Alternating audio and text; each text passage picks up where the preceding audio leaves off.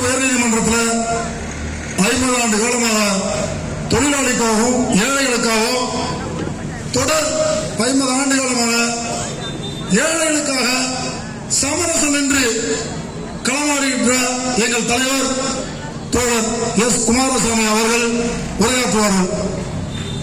Zindabad zindabad zindabad zindabad communist கட்சி ஜிந்தாபாத் கட்சி zindabad வர்க்கப்பாரின் நீதிமுறை communist கட்சி ஜிந்தாபாத் கட்சி ஜிந்தாபாத் அஞ்சிட மாட்டோம் அடி பணிந்து கெஞ்சிட மாட்டோம் குன்றால் வடிகள் வந்தாலும் குண்டு மலையே பந்தாலும் சிறையின் கதவுகள் திறந்தாலும் கல்லறை கதவுகள் திறந்தாலும் அஞ்சிட மாட்டோம் மக்கள் உரிமை மீட்டெடுக்க மரணம் வரை போராட துணிவோம் சவுக்கடிக்கும் சாணி பாருக்கும் முடிவு கட்டிய கம்யூனிஸ்டுகள்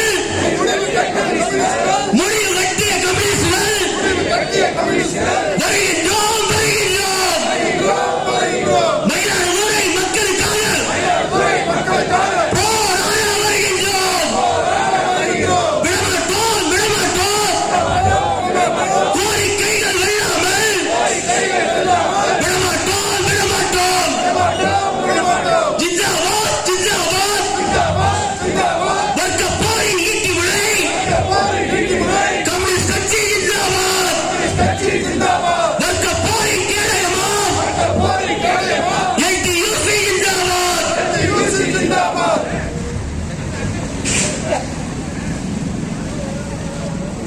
அன்புக்குரிய இந்த கூட்டத்தினுடைய தலைவர் மயிலாடுதுறை மாவட்ட கம்யூனிஸ்ட் கட்சியினுடைய இடது தொழிற்சங்க மையத்தினுடைய பொறுப்பாளர் தொடர் வீரச்செல்வன் அவர்களே, செம்மனார் கோயில் பகுதியாளர் பொதுமக்களே, இடது தொழிற்சங்க மையத்தினுடைய தோழர்களே, உங்கள் அனைவருக்கும் என்னுடைய வணக்கத்தை தெரிவித்துக் கொள்கிறேன். செம்மனார் கோயில், மயிலாடுதுறை, தஞ்சை மண்டலம் ஒரு காலத்தில் இடதுசாரி இயக்கத்தினுடைய கோட்டையாக இருந்தது. செங்கோடி இயக்கத்தினுடைய கோட்டையாக இருந்தது. தஞ்சை, ஒன்றிணைந்த தஞ்சை, தஞ்சாவூர், நாகப்பட்டினம், திருவாரூர், மயிலாடுதுறை என்று இப்போது இருப்பது எல்லாமாக சேர்ந்து கீழத்தஞ்சை மேலத்தஞ்சை என்று அழைத்தார்கள். தஞ்சையிலே நமக்கு சமீப கால வரலாறு வெண்மணியை தெரியும், கீழ்வெண்மணியை தெரியும். கொஞ்சம் கூலி நெல்லை உயர்த்தி கூடி என்று கேட்டதற்காக 44 பேரை பண்ணை ஆதிக்கம், ஜாதி ஆதிக்கம் உயிரோடு எரித்துக் கொண்டது. அது 67 நடந்தது. அண்ணாதுரை பொறுப்பெடுத்த பிறகு நடந்தது. அதற்கு முன்பாக காங்கிரஸ்காரர்கள் ஆட்சிக்கு வரும்போது வெள்ளைக்காரர்கள் இருக்கிற காலத்தில் இந்த பகுதி முழுவதும் சாமானிய மக்கள், ஏழை எளிய மக்கள், குறிப்பாக தலித் மக்கள், வன்னிய சமூகத்தைச் சேர்ந்த ஏழைகள், குத்தகை விவசாயிகள், வார சாகுபடியாளர்கள், இவருடைய நிலைமை எப்படி இருந்தது? சவுக்கால் அடித்தான் பண்ணை சீமான்கள். இந்த பகுதி முழுவதும் நிலம் 100 ஏக்கர், 1000 ஏக்கர் என குவிந்திருந்தது. பெரிய மடாதிபதிகள், பெரிய பண்ணை அதிபர்கள், அவர்களுடைய சொந்தமான நிலம் என்று நீங்கள் நடந்தால் நாளெல்லாம் நடக்கலாம். அவ்வளவு நிலம் வளைத்து போட்டு வைத்திருந்தார்கள். எதிர்த்து கேட்பவர்களை சவுக்கால் அடித்தார்கள், வாயிலே சாணிப்பால் ஊற்றினார்கள். அப்போதுதான் கம்யூனிஸ்ட் இயக்கம் அங்கே வந்தது. இந்த சவுக்கடிக்கும் சாணிப்பாலுக்கும் முற்றுப்புள்ளி வைக்க உழைக்கிற மக்கள் ஒன்றிணைய வேண்டும் என்று சொன்னார்கள். இப்படியானால் பண்ணையாட்களாக இருப்பவர்களும் குத்தகை விவசாயிகள் வாரசாகுபடியார்கள், நீங்கள் ஒன்றிணைய வேண்டும், ஒன்றிணைந்து ஆதிக்கத்திற்கு எதிராக போராட வேண்டும் என்று சொன்னார். சீனிவாசனா வந்தார். தஞ்சையிலே மாற்றம் வந்தது, செங்கோடி இயக்கம் வந்தது. இப்போது இங்க என்ன இருக்கிறது? இங்கிருந்து ஒரு 60 கிலோமீட்டர் போனால் திருக்கோளை வரும். சற்று கூடுதலாக போனால் திருவாரூர் வரும். திருக்கோயிலிருந்து புறப்பட்டவர்கள் தான் இன்று தமிழ்நாட்டை ஆண்டு கொண்டிருக்கிறார்கள். மு.க. ஸ்டாலின் அவருடைய தந்தையார் கருணாநிதி ஒரு காலத்திலே உண்மையிலேயே சவால் விட்டு ஒரு விஷயத்தை சொன்னார். தமிழ்நாடு மறக்காது. திராவிட இயக்கத்தின் பங்கு சமூக நீதியிலே, திராவிட இயக்கத்தின் பங்கு, கம்யூனிஸ்ட் இயக்கத்தின் பங்கு குறிப்பிடத்தக்கது. ஒதுக்கி வைக்கப்பட்டிருந்தவர்கள், விலக்கி வைக்கப்பட்டிருந்தவர்கள், சூத்திரர்கள் என்று அழைக்கப்பட்டவர்கள். பெரியார் முழங்கினார், சூத்திரன் என்றால் ஆத்திரம் கொண்டடி, ஆத்திரம் கொண்டடிக்க சொல்லி இந்த பகுதி முழுவதும் இருக்கிற ஏழை எளிய மக்களுக்கு, தமிழ்நாடு முழுவதும் இருக்கிற ஏழை எளிய மக்களுக்கு உள்ள இழிவுபடுத்தினார். அதை ஏற்றுக்கொள்ளாதே, ஆத்திரம் கொண்டு சீரியல் சிலந்தெழு கன்னத்தில் அடி என்று சொல்லி தந்தார். கருணாநிதி அப்போது பேசினார். தில்லை நடராஜனையும் ஸ்ரீரங்கநாதனையும் தீரங்கி வாய் கொண்டு பிளக்கும் நாள் என்னாலோ அந்நாளே நன்னாள் என்றார். இன்று பேச முடியுமா உங்களால்? இன்று பேச முடியுமா? பாரதிய ஜனதா கட்சி சங் பையார் அவர்களை கூட்டி வந்து தமிழ்நாடு முழுவதும் அந்த வாஜ்பாய் என்ற பெயர் தமிழ்நாட்டு மக்களுக்கு வாயில் நுழையாது. அந்த அத்வானி என்ற பெயர் தமிழ்நாட்டு மக்களுக்கு வாயில் நுழையாது. கட்காரி என்ற பெயர் தமிழ்நாட்டு மக்களுக்கு வாயில் நுழையாது. RSS இந்த மண்ணுக்கு உகந்து வராத செடி. இந்த மண்ணுக்கு, இந்த மக்களுக்கு சற்றும் பொருந்தி வராத ஓர் இயக்கம். காய்க்கும் நமக்கும் சம்பந்தம் இல்லை. ஆனால் அந்த காரியை திராவிட இயக்கம் கெடுவாய்ப்பாக இந்த தமிழ்நாட்டிலே கொண்டு வந்து சேர்த்தது. இன்று நாம் ஒன்றை சொல்லுகிறோம். மோடியை மு.க. ஸ்டாலின் எதிர்த்தால் நாம் சொல்லுவோம் நல்லது. மு.க. ஸ்டாலின் அவர்களே, மோடி எதிர்க்கப்பட வேண்டிய, மோடி அம்பானியுடைய அதானியுடைய எடுபடி. மோடி அதானியுடைய ராஜ்யத்தை நடத்துகிறார், பெருந்தொழில் குழும ராஜ்யத்தை நடத்துகிறார். மோடி இந்துத்துவாவுடைய ராஜ்யத்தை நடத்துகிறார். மோடியினுடைய கூட்டம் தான் பாபரி மசூதியை இடித்தது. இந்தியாவிலே இஸ்லாமியர்களும் கிறிஸ்தவர்களும் இந்துக்களும் சீக்கியர்களும் ஒருவருக்கொருவர் நேசத்தோடு பாசத்தோடு நாம் அனைவரும் ஒன்றென்று வாழ்ந்து வந்தோம். மதச்சார்பின்மை என்பதை அம்பேத்கர் முன்வைத்து அந்த அரசியலமைப்பு சட்டம் சொன்னது. இந்தியா ஒரு மதச்சார்பற்ற நாடு என்று நாம் எல்லாம் ஒன்றாக இருந்தோம். ஒருவருக்கொருவர் வேண்டியவர்கள், ஒருவருக்கொருவர் நேசம் கொண்டிருப்போம், பாசம் கொண்டிருப்போம் என்றிருந்தோம். ஆனால் என்ன செய்தார்கள்? அந்த மதச்சார்பின்மை அதனுடைய நெஞ்சில் கொண்டு போய் கடப்பாறையை பாய்ச்சினார். அந்த நாள் தான் டிசம்பர் 6. இந்தியா முழுவதும் இருந்த இஸ்லாமிய மக்கள், ஜனநாயகத்தை விரும்புபவர்கள், மக்களை நேசிப்பவர்கள் அதிர வைத்த நாள். அப்படிப்பட்ட ஒரு கூட்டம் ஆகும்போது அந்த மோடி அரசை எதிர்த்து மு.க. ஸ்டாலின் குரல் கொடுத்தால் வரவேற்கலாம். ஆனால் மு.க. ஸ்டாலின் என்ன செய்கிறார்? மு.க. ஸ்டாலினை பொறுத்தவரையில் சாமானிய மக்கள் அவர்களுக்கு என்ன செய்திருக்கிறார்? நான் இங்கே பார்க்கிறேன், இங்கே அமர்ந்திருக்கிற பெண்கள் ஒரு யாரும் அப்படி வசதி படைத்தவர்களாக தெரியவில்லை. அப்படியே காதிலே, மூக்கிலே, கழுத்திலே, கையிலே சரம் சரமாக நகை அணிந்த ஒரு பெண்ணையும் பார்க்க முடியவில்லை. அண்ணா சொன்னார், திராவிட இயக்கத்தினுடைய ஆட்சிக்கு வந்த திராவிட முன்னேற்ற கழகத்தினுடைய தலைவர் அண்ணா சொன்னார், தமிழ்நாடு தட்டினால் தங்கம், வெட்டினால் வெள்ளி, இடித்தால் இரும்பு. ஆனால் இங்கே பார்க்கிற பெண்கள் பொட்டு தங்கம் பார்ப்பது கடினம் போல் தெரிகிறது. ஏழை பெண்கள், நான் சம்மனார் கோயிலில் இருக்கிற பல்வேறு கிராமங்களுக்கு சென்று பார்த்தேன். நான் பார்த்த கிராமங்களில் பெருமளவுக்கு தலித் பெண்கள் இருந்தார், வன்னியர் சமூகத்து பெண்கள் இருந்தார். கீழத்தெரு இருக்கிறது, மேலத்தெரு இருக்கிறது. கீழத்தெருவிலே தலித்துகள் இருக்கிறார்கள், மேலத்தெருவிலே வன்னியர் சமூகத்து பெண்கள் இருக்கிறார், உடையார் சமூகத்தை சேர்ந்தவர்கள் இருக்கிறார், அனைத்து சாதி ஏழைகள் இருக்கிறார். இங்கே நிலம் இருக்கிறதா என்று பார்த்தால் நிலம் இல்லை என்கிறார். தீராத நிலப்பசி நமக்கு, நம்முடைய முன்னோருக்கு. எங்கள் தோழர்கள், நான் விசாரித்தேன், வீரசெல்வனை கேட்டேன், நிலம் இருக்கிறதா? நிலம் இல்லை என்றார். குத்தகை கெடுக்கிறார், தவிக்கிறார், பயிர் வைக்கிறார், வைத்த பயிர் பிழைக்குமா அவருக்கு தெரியவில்லை. காப்பாற்ற முடியுமா புரியவில்லை. என்னாலும் எதிர்காலம் இந்த கேள்விக்கு அவரிடம் விடையில்லை. இந்த பகுதியில் இருக்கிற சிலம்பரசனை கேட்கிறேன், நிலமில்லை என்கிறார். தாழ்ராஜை கேட்கிறேன், நிலமில்லை என்கிறார். இந்த பகுதியில் இருக்கிற பெண்கள் மேனகாவை கேட்கிறேன், உங்கள் நிலைமை என்ன என்று. மேனகா சொல்கிறார், என்னை நான் தூய்மை காவலராக இருக்கிறேன், எனக்கு வண்டியில் கொண்டு போய் குப்பையை அள்ள விடவில்லை, அதற்கு பதிலாக பழைய காலங்கள் போல் தலையிலே நான் குப்பையை வைத்து எடுத்துச் செல்கிறேன் என்கிறார். அதை விட கொடிய துயரம் என்னவென்றால் நவீன தொழில்நுட்பம். அவர் கையில் இருக்கிற அந்த செல்பேசியிலே அதை புகைப்படம் எடுத்து காட்டுகிறார். எங்கள் பஞ்சாயத்திலே எனக்கு அந்த குப்பையை எடுத்து செல்வதற்கு வண்டி கூட தரப்படவில்லை. அந்த வண்டி தரப்படாதால் அன்று தலையிலே மலக்கூடையை சுமந்தார்கள். இன்று அங்கே இருக்கிற குப்பையை எடுப்பதற்கு நீ தலையில் எடுத்து போ என்று சொல்லுகிறார் சொன்னார். தமிழ்நாடு அரசு திராவிட இயக்கம் ஒன்று சொன்னது, சூத்திரன் என்று சொன்னால் அடி என்று சொன்னது. விலக்கி வைக்காது, வெளியே தள்ளி வைக்காது. வெளியே தள்ளி வைத்திருப்பவர்கள் எல்லாம் சமூகத்தினுடைய வசதிகளில் இருந்து, வாய்ப்புகளில் இருந்து, வருமானத்தில் இருந்து, செல்வத்தில் இருந்து யாரையெல்லாம் விலக்கி வைத்திருக்கிறார்களோ, அதிகாரத்தில் இருந்து யாரையெல்லாம் ஒதுக்கி வைத்திருக்கிறார்களோ அவர்களை எல்லாம், அந்த அடித்தட்டு மக்களை எல்லாம் பெரியார் மேலே அழைத்து வந்தார்.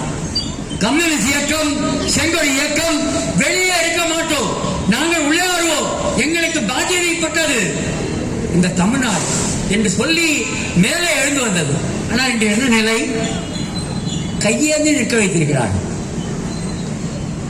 நம்மை நாம் வாக்களிக்கிறோம், நாம் அவர்களை பஞ்சாயத்து தலைவராக்கிறோம், நாம் அவர்களை ஒன்றிய தலைவர் என்ற பெயர் அப்படி ஒன்றை சூட்டிக் கொண்டு காரிலே வலம் வருவதற்கு வழிவிடுகிறோம். நாம் அவர்களை எம்எல்ஏக்களாகிறோம், நாம் அவர்களை எம்பிக்களாகிறோம், நாம் அவர்களை அமைச்சர் பெருமக்களாகிறோம். நாம் அளிக்கிற வாக்குகளால் தான் உதயநிதி ஸ்டாலின் இன்று துணை முதலமைச்சர். நாம் அளித்த வாக்குகளால் தான் இன்று மு.க. ஸ்டாலின் முதலமைச்சர். ஆனால் வாக்களித்த நம்மை எங்கே வைத்திருக்கிறார்கள்? தோழர் பேசும்போது சொன்னார்கள், தேர்தலுக்கு முன்பாக 2026 தேர்தல் வருகிறது, மே மாதம் 2026, 2021 தமிழ்நாட்டு மக்கள் குரலை கேட்காததால், தொழிலாளி குரலை கேட்காததால், விவசாய குரலை கேட்காததால், கிராமத்தின் குரலை கேட்காததால் பழனிசாமியை வீட்டுக்கு அனுப்பினார்கள். ஜெயலலிதாவுக்கு பிறகு கிடைத்தது வாய்ப்பென்று, யாருக்குமே கிடைக்காத சந்தர்ப்பம் தனக்கு கிடைத்தது என்று ஆட்சிக்கு வந்த பழனிசாமிக்கு திரும்ப நீ ஆள வழிவிட மாட்டோம் என்று விரட்டி விட்டார்கள் தமிழ்நாட்டு மக்கள். மு.க. ஸ்டாலினுக்கு வாய்ப்பு தந்தார்கள். ஆனால் மு.க. ஸ்டாலின் சொன்னதையெல்லாம் செய்தார். ஏழை எளிய மக்கள் எண்ணி பார்க்க வேண்டும் என்று சொல்லுகிறார்கள். நம்முடைய வீடுகளில் இருந்து சுற்றி முற்றி இருக்கிற இந்த கிராமங்களில் இருக்கிற ஏழை எளிய மக்களுடைய வீடுகளில் இருந்து எவ்வளவு பேர் ஐஏஎஸ் அதிகாரிகள் ஆகிறார்கள், எவ்வளவு பேர் ஐபிஎஸ் அதிகாரிகள் ஆகிறார்கள், எவ்வளவு பேர் மருத்துவர்கள் ஆகிறார்கள், எவ்வளவு பேர் சர்ஜன் ஆகிறார்கள், எம்பிபிஎஸ், எம்டி, எம்எஸ் என்று தங்களுடைய பெயர்களுக்கு பின்னால் போட்டுக் கொள்ளுகிற வாய்ப்பு இருக்கிறது அவர்களுக்கு? நிச்சயமாக இல்லை. மாறாக நான் இந்த கிராமங்களுக்கு போன போது, அந்த மக்களை சந்திக்கும் போது, இந்த ஏழை எளிய மக்களை சந்திக்கும் போது அவர்கள் என்ன பார்க்கிறார்கள் என்றால், வீரச்செல்வனோடு போகும்போது யாரோ அதிகாரிகள் வந்திருக்கிறார்களா, ஏதாவது அரசாங்கத்திலிருந்து கணக்கெடுக்கிறார்களா, அரசாங்கத்திலிருந்து நமக்கு ஏதாவது சலுகை கிடைக்குமா? இந்த நிலையில் மக்களை ஆளாக்கி வைத்திருக்கிறார்கள். நாம் உழைத்து உருவானவை செல்வங்கள், நம்முடைய உழைப்பால், நம்முடைய வேலையால், நம்முடைய ரத்தத்தால் எல்லா செல்வங்களும் கட்டி எழுப்பப்பட்டன. ஆனால் நம்மை இன்று என்ன நிலையில் ஆளாக்கி வைத்திருக்கிறார்கள்? கையேந்துகிற நிலை. நமக்கு அது தருவார்களா, இது தருவார்களா, வேற ஏதாவது கிடைக்குமா என்று ஏங்கி தணிக்கிற ஒரு நிலையை உருவாக்கி இருக்கிறார். இலவச உச்ச மையம் எளிமையான ஒரு செய்தியை சொல்லுகிறது.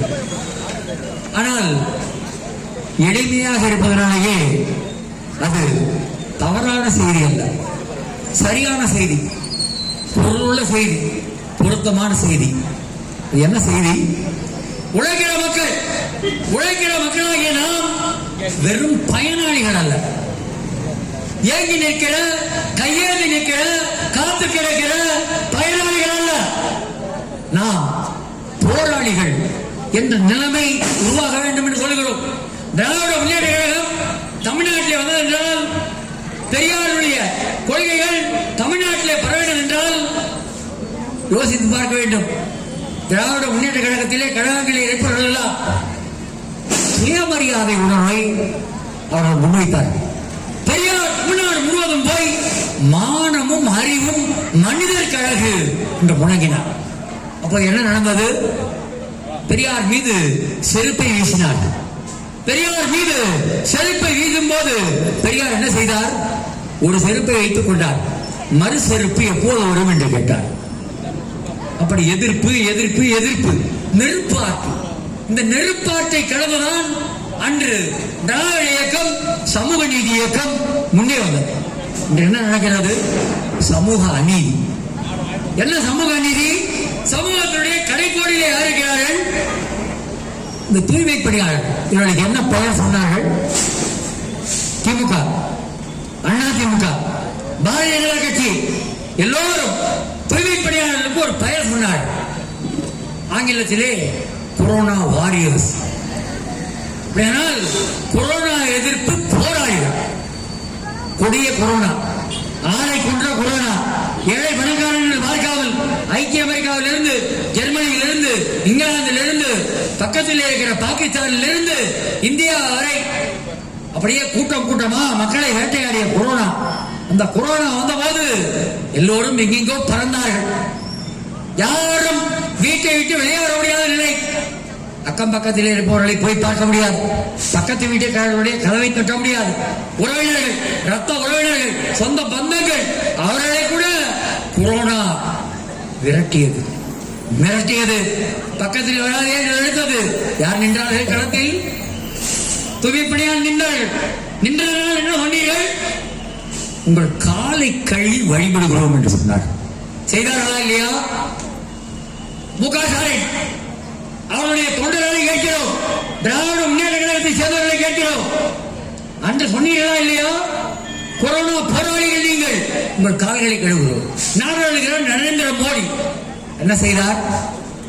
விமானத்தில் இருந்து, ஆகாயத்தில் பறக்கிற ஹெலிகாப்டர்களில் இருந்து இந்த தூய்மை பணியாளர்கள், சுகாதார பணியாளர்கள் அவர்கள் தலையிலே அப்படியே மலர் மாறி பொழிந்தார்கள். மன்னர் காலத்திலே மன்னர்கள் மீது அப்படியே பூ மாறி பொழிகிறது, மலர் மாறி பொழிகிறது என்று சொல்வார்களே, அந்த மலர் மாறியை, பூ மாறியை நம் மக்கள் மீது, நம் எளிய மக்கள் மீது, நம் தூய்மை பணியாளர் மீது, அவர்கள் மீது மலர் மாறி பொழிந்தார்கள். இன்று என்ன செய்கிறார்கள்? முக ஸ்டாலின் அவர் கையெழுத்து போட்டு கடிதம் எழுதினார். முத்துவேலர் கருணாநிதி மகன் முக ஸ்டாலின் என்ன எழுதினார்? பதவிக்கு வருவதற்கு முன்பாக மே மாதம் பதவிக்கு வந்தார். பிப்ரவரி மாதம் கடிதம் எழுதினார். சென்னை மாநகராட்சியுடைய மேயருக்கு எழுதினார், ஆணையருக்கு எழுதினார் என்று நினைக்கிறேன். என்ன எழுதினார்? கொரோனா அதற்கு முன்பு வந்த புயல்களை எல்லாம் பட்டியலிட்டார், பெரு வெள்ளங்களை எல்லாம் பட்டியலிட்டார். இந்த காலங்களில் எல்லாம் சென்னை மக்களை பாதுகாத்தவர்கள் தூய்மை பணியாளர்கள். அந்த தூய்மை பணியாளர்களுக்கு நீதிமன்ற தீர்ப்பு, வழக்கு முடிவு என்றெல்லாம் பார்க்கிறாமல் அவர்களை உடனடியாக பணி நிரந்தரம் செய்யுங்கள். எழுதியது யார்? யாரோ விவரம் தெரியாதவர் எழுதவில்லை. முக ஸ்டாலின் இந்த மிகப்பெரிய தமிழ்நாட்டின் தலைநகரமான சென்னை மாநகரத்திற்கு 200 வார்டுகள் இருக்கிற அந்த சென்னை மாநகரத்துக்கு, அந்த சென்னை மாநகராட்சிக்கு மேயராக இருந்தவர், துணை முதலமைச்சராக இருந்தவர். சென்னையினுடைய சொந்த பந்துகள் எல்லாம் எப்படி நிர்வகிக்கப்படுகிறது என்பதை நன்றாக தெரிந்து வைத்திருக்கிற வாய்ப்புள்ளவர். அவர் எழுதினார், இவர்களுக்கு பணி நிரந்தரம் செய்யுங்கள். தேர்தலிலே வாக்குறுதி இருந்தார். என்னென்ன வாக்குறுதி தந்தார்? இந்த பகுதியில் இருக்கிற அரசு ஊழியர்கள், ஆசிரியர்கள், நீங்கள் எண்ணி பார்க்க வேண்டும். உங்களுக்கு என்ன சொன்னார்? பழைய பென்ஷன் வரும். ஆனால் இருப்பதில் முக்கியமான வாக்குறுதி அரசு ஊழியர்களுக்கு, ஆசிரியர்களுக்கு, என்னுடைய முதுமை காலத்தில் இந்த மக்களுக்காக, இந்த நாட்டுக்காக, இந்த சமூகத்துக்காக உழைத்த எனக்கு கடைசி காலத்தில் நான் கடைசியாக வாங்கிய சம்பளத்திலிருந்து 50% பணம், 50% தான். அது ஓய்வூதியமாக வந்தால் நான் பிழைத்துக் கொள்ளலாம் என்று இருந்தது. அதை பறித்தார்கள். பறித்ததை திருப்பி தருவேன் என்று சொன்னார். ஆகவே வாக்குச்சாவடிகளிலே இருந்த அரசு ஊழியர்கள், ஆசிரியர்கள் உதயசூரியனுக்கு ஓட்டு கேட்டார்கள். உதயசூரியனோடு கூட்டு வைத்த கை சின்னத்திற்கு ஓட்டு கேட்டார்கள். உதயசூரியனுக்கு கேட்டார்கள், கை சின்னத்திற்கு கேட்டார்கள், அறிவாசத்தியலுக்கு கேட்டார்கள், கதிரறிவாருக்கு கேட்டார்கள். யாரெல்லாம் கூட்டாளிகளை எல்லாம் வெற்றி பெற வைக்கப்பட்டார்கள். ஏன்? அரசு ஊழியர்கள், ஆசிரியர்கள் ஏங்கிக் கொண்டிருந்தார்கள். பழைய பென்ஷன் போய்விட்டது, புதிய பென்ஷன் நம்மை வாட்டி வதைக்கிறது வேண்டும் என்று நினைத்தார். இளைஞர்கள் ஏன் வாக்களித்தார்கள்? தமிழ்நாட்டில் இருக்கிற அரசு பணி. அப்படியானால் இங்கே இந்த கூட்டத்திலே நான் பார்க்கிறேன், செவிலியர்கள், அங்காடி பணியாளர்கள் இவரெல்லாம் வைக்கிறார்கள். ஆனால் மு.க. ஸ்டாலின் திராவிட முன்னேற்ற கழகம் ஒரு புத்தகம் போட்டு எங்களுடைய வாக்குறுதி என்று வெளியிட்டார். இந்த வாக்குறுதியிலே லட்சக்கணக்கான காலி பணியிடங்கள். எந்த வேலைகள்? இந்த அரசு வேலை. அரசு வேலை என்றால், அரசாங்க வேலை என்று சொன்னால் அதற்கு ஒரு தனி மரியாதை. அந்த அரசாங்க வேலையிலே நிரந்தர பணியிலே சென்றால் ஒரு குறிப்பிட்ட கட்டத்திற்கு பிறகு அந்த குடும்பம் நிமிர்ந்து நிற்கும், அந்த குடும்பம் பிழைத்துக் கொள்ளும், அந்த குடும்பம் மூச்சு விடும், அந்த குடும்பம் அதனுடைய பிள்ளைகள் தாலாட்டி, பாலூட்டி, சீராட்டி வளர்க்கிற அந்த பிள்ளைகள் எல்லாம் கௌரவமாக எழுந்து நிற்கும். சமூக ஏணி, அந்த சமூக ஏணியினுடைய கடைசி படியிலே நிற்கிறார்களே அந்த மக்கள் எல்லாம் மேலே மேலே மேலே செல்வதற்கு ஒரு வாய்ப்பு உண்டா? ஆனால் என்ன செய்தார்கள்? அந்த காலி பணியிடங்களை நிரப்பவில்லை. லட்சக்கணக்கான காலி பணியிடங்களை நிரப்பவில்லை. தமிழ்நாட்டிலே இவ்வளவு கோடி, இவ்வளவு லட்சம் கோடி முதலீடு வந்தது, இத்தனை லட்சம் பேருக்கு வேலை வந்தது என்று வாய் கூசாமல் போய் சொல்கிறார்கள். வேலை வாய்ப்புகளை கிட்டத்தட்ட இழுத்து மூடிவிட்டார்கள். தமிழ்நாட்டிலே பெண்கள் படிக்கிறார்கள். நமது பகுதியிலே கூட, செம்மனார் பகுதியிலே கூட பெண்கள் படிக்கிறார்கள். யாரும் இன்று வயல் வேலைக்கு செல்வதற்கு இளைஞர்களும் பெண்களும் விரும்புவதில்லை. சேற்றில் கால் வைத்தால் சோற்றில் கை வைப்பதெல்லாம் பழைய கால டெய்லாக மாறிவிட்டது. இப்போது இளம் பெண்கள், இளம் ஆண்கள், எனக்கு தெரிந்தவரை, நான் பார்த்தவரை, தமிழ்நாட்டு கிராமங்களிலே சுற்றி சுற்றி நான் நடமாடியவரை என்னுடைய கவனத்தில் இளம் பெண்களும் இளம் ஆண்களும் சேற்றில் கால் வைக்க என்று தயாரில்லை. வேறு வேலை கிடைக்க வேண்டும் என்கிறார். நான் தவறு என்று சொல்ல மாட்டேன். அவர்கள் என்ன நினைக்கிறார்கள் என்றால், நான் வாழ்க்கையில் மேலே போக வேண்டும், முன்னேற வேண்டும். நாம் விலங்குகள் அல்ல, நாம் பகுத்தறிவு உள்ளவர்கள். நாம் இந்த மண்ணில் எவ்வளவு செல்வங்கள் உருவாகிறது என்று பார்க்கிறோம். செல்போன் இருக்கிறது, மடிக்கணினி இருக்கிறது, டெஸ்க்டாப் கம்ப்யூட்டர் இருக்கிறது. இங்கே செம்மனார் கோயிலில் பார்க்கிறேன் MDXA, இன்டர்நெட் இன்சைட் என்ற வாகனம் சொல்கிறது. செம்மனார் கோயிலில் நான் தமிழ்நாட்டிலே, இந்தியாவில் வந்திருக்கிற அனைத்து பிரபல வண்டிகளும் ஓடுவதை பார்க்கிறேன். அப்படியானால் நம் கண்ணுக்கு தெரிந்து செல்வங்கள் உருவாகிக் கொண்டே இருக்கின்றன. இந்த உருவாகிற செல்வங்கள் இவற்றோடு ஒப்பிட்டு பார்த்தால் நம் வாழ்க்கை எப்படி இருக்கிறது? மலைக்கும் மடுவுக்கும் இடையிலான வேறுபாடு. என்ன வளம் இல்லை இந்த திருநாட்டில். ஏன் கையை ஏந்த வேண்டும் வெளிநாட்டில் என்றார்கள். ஆனால் தட்டி தட்டி, கூப்பிட்டு கூப்பிட்டு என்ன தருகிறார்கள்? மைக்ரோ பைனான்ஸ், நுண்கடன். நாம் எப்படி இருக்கிறோம்? தமிழ்நாட்டுடைய கிராமப்புறம் எப்படி இருக்கிறது? தமிழ்நாட்டுடைய விவசாய சமூகம் எப்படி இருக்கிறது? பயிர் வைக்கிற நாம், உழுது விளைக்கிற நாம், விளைச்சலை சாதிக்கிற நாம் கடன் பொறியில் சிக்கியிருக்கிறோம். எலி ஒரு வடைக்காக, ஒரு பலகாரத்திற்காக எப்படி அந்த பொறியில் சிக்கிக் கொள்ளுமோ அதுபோல் கடன் இல்லாத வீட்டை பார்க்க முடியாது. புத்தன் சொன்னானா, துயரம் இல்லாத வீட்டை, மரணம் இல்லாத வீட்டை காட்டட்டும். செம்மனார் கோயிலிலே கிராமங்களுக்கு போய் பாருங்கள். கிராமங்களுக்கு போய் பார்த்து கடன் இல்லாத வீட்டை காட்ட முடியுமா? மு.க. ஸ்டாலின் அவர்களே, அண்ணாமலை சொன்னார், ஏழையின் சிரிப்பில் இறைவனை காண்போம் என்று. எங்கள் மக்கள் சிரிக்கிறார்களா? போகிற போக்கில் பார்த்தால் சிரிப்பது என்ற ஒரு விஷயம் இருந்ததையும் மறந்து விடுவார். துயரங்கள், சோக கதைகள், வாழ்வே பெரும் பாடகமாகிவிட்டது. வாழ்வதே மிகப்பெரிய சிக்கல் என்று மாறிவிட்டது. எல்லோருக்கும் என்ன வேலை? தொகுப்பூதியம், தொகுப்பூதியம், தொகுப்பூதியம். GO GO GO GO GO போட்டு ஜீவோ போட்டு ஜீவோ போட்டு இனிமேல் செவிலியர்கள் நிரந்தரம் கிடையாது. இனிமேல் ஆசிரியர்கள் நிரந்தரம் கிடையாது. இனிமேல் சுகாதார பணியாளர்கள் நிரந்தரம் கிடையாது.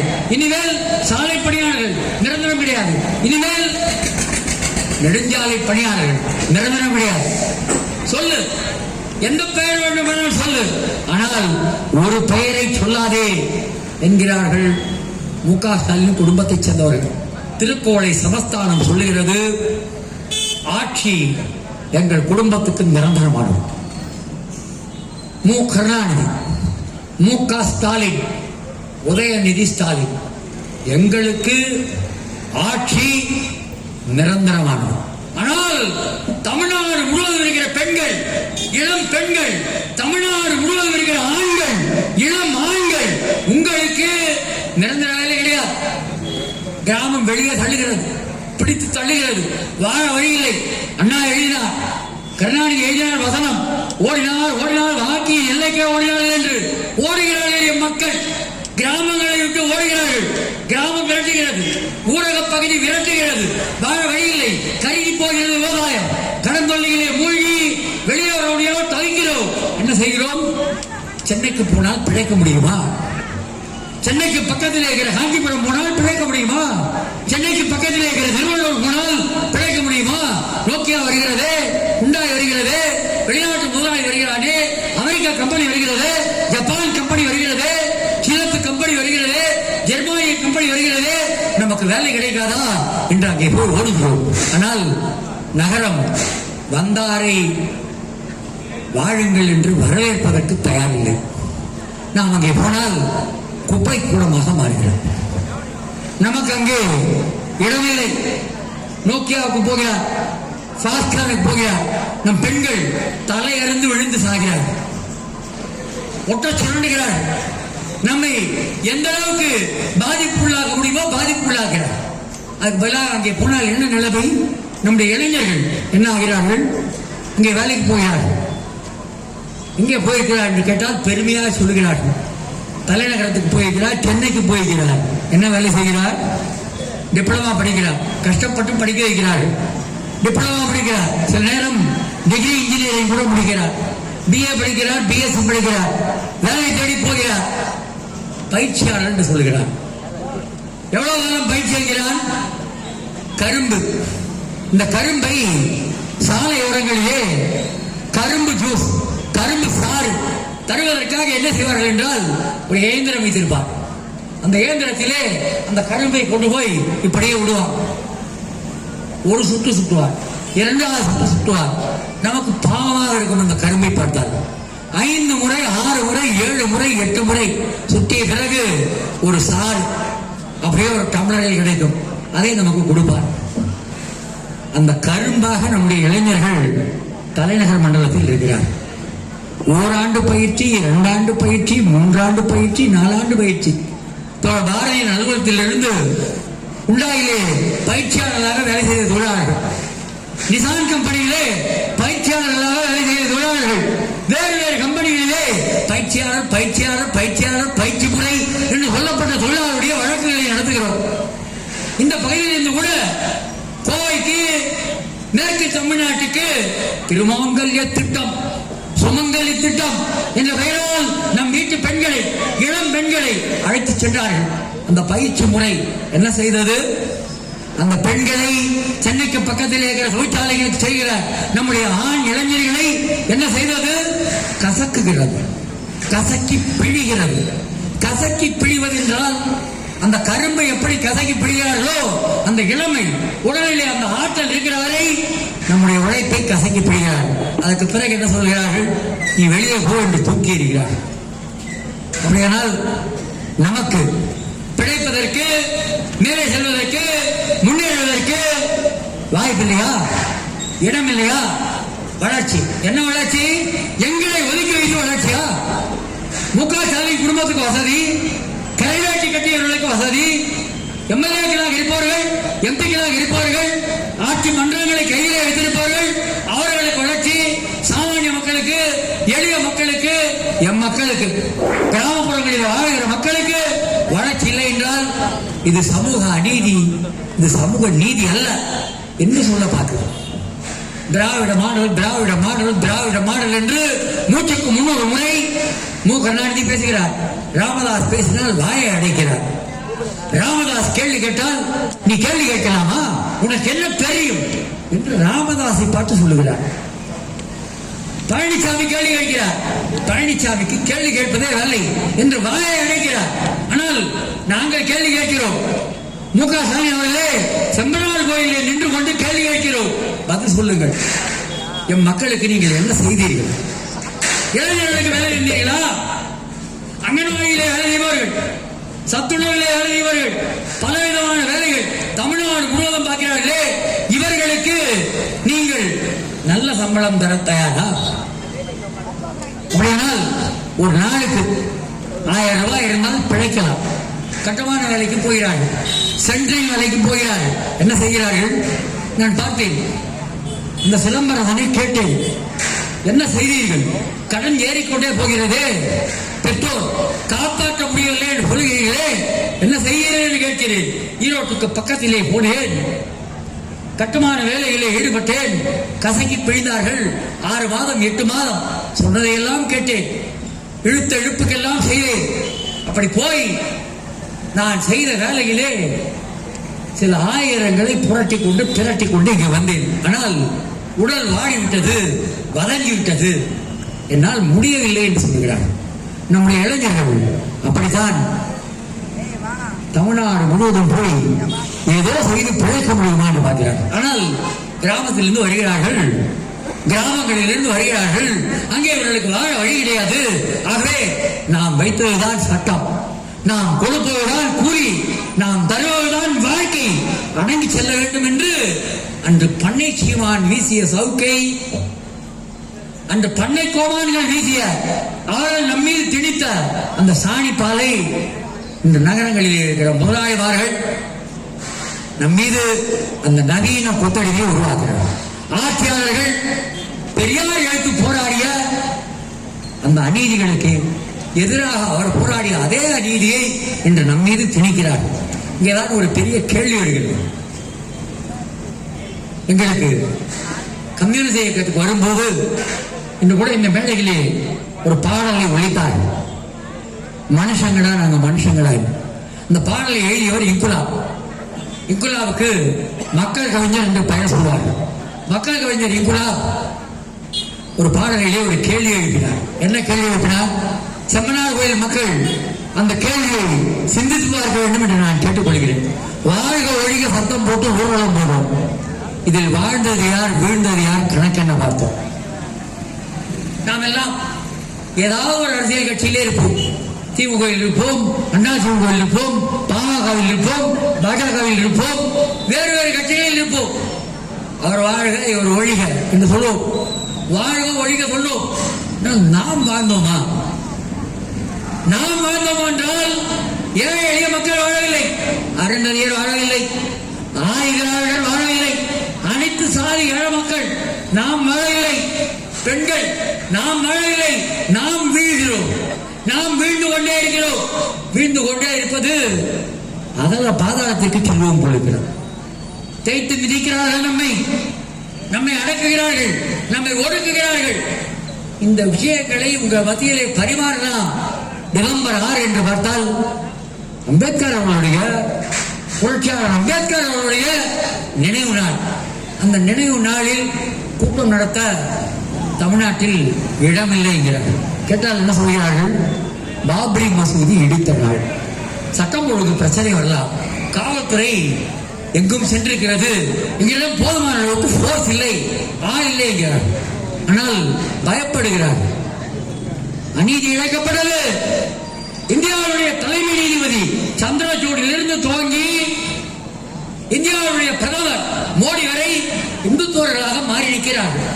சங் பரிவார் குற்றத்தவர்களாக மாறியிருக்கிறார்கள். பார்ப்பனியத்தினுடைய தளபதிகளாக மாறியிருக்கிறார்கள். பெரியார் களமாறிய அந்த அநீதிகளை திணிப்பவர்களாக மாறியிருக்கிறார்கள். சந்திரசூட் கொஞ்சம் கூட நீதி உணர்வுக்கு இடம் பெறாமல் அநீதிக்கு பக்கபலமாக தன் வீட்டில் ஒரு குறிப்பிட்ட மதத்தை வழிபடுகிறார். அந்த நிகழ்ச்சிக்கு நரேந்திர மோடியை அழைக்கிறார். அதற்கு பிறகு பாபரி மசூதி வழக்கில் மசூதி இடித்தவர்கள் ஒருவர் கூட சிறையில் இல்லை. தூத்துக்குடியிலே நம் மக்களை 22 பேரை துப்பாக்கியால் சுட்டுக் கொண்டவர்கள். துப்பாக்கியால் சுட்டுக் கொண்டது உண்மை என்று தீர்ப்பு வந்துவிட்டது. ஆனால் ஒருவர் கூட காக்கி சட்டை போட்ட நெஞ்சில் இருக்கிற ஈரத்தை எல்லாம் தூர வீதி எரிந்துவிட்டு மக்களை, ஏழை எளிய மக்களை வேதாந்தா கம்பெனிக்காக, ஸ்டெர்லைட்டுக்காக கொன்று குவித்தவர்களில் ஒருவர் கூட காட்டை சுடுவது போல், குருவியை சுடுவது போல், பன்றியை சுடுவது போல் ரத்தமும் சதையும் உயிரும் கனவும் சுகமும் துக்கமும் இருக்கிற நம் மக்களை கொண்டார்களே, அதில் ஒருவராவது இந்த சிறையில் இருக்கிறார்களா? யாரும் சிறையில் இல்லை. மசூதியை இடித்தவர்கள் யாராவது ஒருவர் சிறையில் இருக்கிறாரா? சிறையில் இல்லை. இந்த நாட்டினுடைய நீதித்துறை என்ன செய்தது? உறங்குகிறது.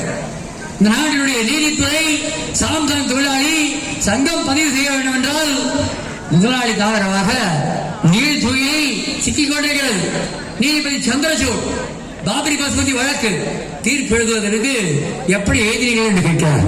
இங்க இருக்கிற பெண்கள் சிலர் சொன்னார்கள், நமக்கு புரிகிறது. எளிய மக்கள், எம் மக்கள், அவர்களுக்கு வாழ்விலே திசை தெரியாத போது வேறு வேறு கடவுள்களை, வேறு வேறு சாமிகளை கும்பிடுகிறார். அவர் சொல்லுகிறார், சீக்கிரம் வீட்டுக்கு போக வேண்டும். என்னுடைய வீட்டுக்கார் மலைக்கு போகிறார், ஆகவே நாங்கள் சமைக்க வேண்டும். இது நமக்கு புரிகிறது. எப்போதுமே சாமானிய மக்களுக்கு, சாதாரண மக்களுக்கு வாழ வழி கிடைக்காத போது வேறு வேறு நம்பிக்கைகளுக்கு ஆளாகிறார். அது ஒரு பட்டுக்கோடாக இருக்கிறது. அதை பிடித்துக் கொள்வோம், அதன் மூலமாக கரையேற முடியுமா என்று பார்க்கிறார்கள். ஆனால் நீதிபதி சந்திரசூட் மதச்சார்பற்ற நாடு, இந்த நாட்டினுடைய தலைமை நீதிபதியாக பொறுப்பேற்றவர் என்ன சொல்லுகிறார்? தீர்ப்பு எப்படி எழுதினேன் என்று கேட்டால், எனக்கு தீர்ப்பு எழுதுவதற்கு முந்தின நாள் நான் கடவுளிடம் பேசினேன், வேண்டி கேட்டுக்கொண்டேன். கடவுள் எனக்கு வழிகாட்டியபடி நான் தீர்ப்பு எழுதினேன். எனக்கு தெரியவில்லை. நரேந்திர மோடி சொல்லுகிறார், அதானி சொல்லுகிறார், கடவுள் குரல் கேட்டது, அருள்வாக்கு கேட்டது, ராமன் குரல் கேட்டது, அதுவும் கூட குழந்தை ராமன் குரல் கேட்டது. என் வீடு அந்த மசூதி இருந்த இடம், என் வீடு எனக்கு திரும்ப வர வேண்டும் என்று குழந்தை ராமன் கேட்டான் என்று சொல்லி மசூதியை இடித்தார். இப்போது சந்திரசூடுக்கு என்ன குரல் கேட்டது? அந்த மசூதி இடித்த இடம், அந்த மசூதி இடித்த இடம் மசூதியை இடித்தவர்களுக்கு கொடுத்துவிடும். மசூதியை வைத்திருந்தவர்களை ஊருக்கு வெளியே போ, அங்கே உனக்கு நான் வேண்டுமானால் ஒரு இடம் தருகிறேன். இடித்தது கொடிய குற்றம், எழுதுகிறது சந்திரசூட் பேனா. இடித்தது கொடிய குற்றம், இடித்தது அரசியலமைப்பு சட்டத்துக்கு புறம்பான குற்றம். ஆனால் தீர்ப்பு எழுதும் போது என்ன எழுதுகிறார்? யார் இடித்தார்களோ அவர்களிடம் அந்த பூமியை கொடுத்துவிடும். யாருடைய மசூதி இடிக்கப்பட்டதோ அவர்களை அயோத்தியாவுக்கு வெளியே நிறுத்து. ஆனால் இது எடுபடவில்லை. அயோத்தியாவிலே தோற்றார்கள். சம்புகனின் வாரிசுகளிடம் தோற்றார்கள். நிச்சயமாக வரலாறு மாறிக்கொண்டிருக்கிறது. இன்றில்லாவிட்டால் நாளை நாம் வெல்வோம். அதுதான் நம்முடைய செய்தி. உலகம் முழுவதும் கம்யூனிஸ்டுகள் எளிய மக்கள் மத்தியிலே, உழைக்கும் மக்கள் மத்தியிலே போய் என்ன செய்து வருகிறார்கள்? செங்கோடி பிடிப்பவர்கள் ஆசிய கண்டத்திலே இருப்பவர்கள், ஆப்பிரிக்கா கண்டத்திலே இருப்பவர்கள், அமெரிக்கா கண்டத்திலே இருப்பவர்கள், ஆஸ்திரேலிய கண்டத்திலே இருப்பவர்கள் மக்கள் மத்தியிலே போய் என்ன சொல்கிறார்கள்? இன்று இன்று இன்று அவ்வளவு ஆளலாம். இன்று இன்று இன்று அவர்கள் குற்றமளிக்கலாம். நேற்று குற்றமளித்தார்கள், நேற்று ஆதிக்கம் செய்தார்கள், நேற்று சுரண்டினார்கள், நேற்று ஒடுக்கிறார்கள், இன்றும் ஆள்கிறார்கள், இன்றும் அநீதி செய்கிறார்கள். ஆனால் நாமே அதிகமானவர்கள், நாமே பெரும்பான்மையானவர்கள், நாமே எண்ணிக்கையில் வலிமையானவர்கள். ஒரு நாள் இல்லை ஒரு நாள் நாம் வென்றே தீர்வோம். இதுதான் கம்யூனிஸ்டுடைய செய்தி. செம்மனார் கோயிலில் இருக்கிற எளிய மக்கள், ஏழை எளிய மக்கள், அனைத்து சாதி ஏழை மக்கள், வறிய மக்கள், உழைக்கிற மக்கள், விவசாயிகள் அனைவரையும் கம்யூனிஸ்ட் கட்சியின் சார்பாக, இடது தொழிற்சங்க மையத்தின் சார்பாக நான் கேட்டுக்கொள்கிறேன். அநீதி, அநீதியினுடைய ஆட்சி காலம், அநீதி, சுரண்டல், அடக்குமுறை, ஒடுக்குமுறை இவையெல்லாம் கடந்த காலம்.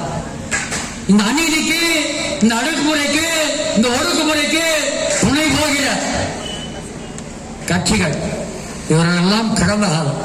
வருங்காலம் போராடுகிற உழைக்கும் மக்களுக்கு, வருங்காலம் போராடுகிற கம்யூனிஸ்ட் கட்சிக்கு, வருங்காலம் போராடுகிற செங்கொடிக்கு, செங்கொடி இயக்கத்திற்கு, போராட்ட பாரம்பரியத்திற்கு செம்மனார் கோயிலுடைய மக்கள் சீனிவாசராவால் வழிகாட்டப்பட்டு போராட்டத்தில் கிளர்ந்தெழுந்த மக்களுடைய வாரிசுகள் விளையாடுகிற காலங்களிலே மக்கள் போராட்டங்களால் தமிழ்நாட்டை மாற்றி அமைக்கக்கூடிய எங்களுடைய முயற்சிகளுக்கு உங்களுடைய பேராதரவு இருக்க வேண்டும் என்று கேட்டுக்கொண்டு நிறைய முடித்துக் கொள்கிறேன்.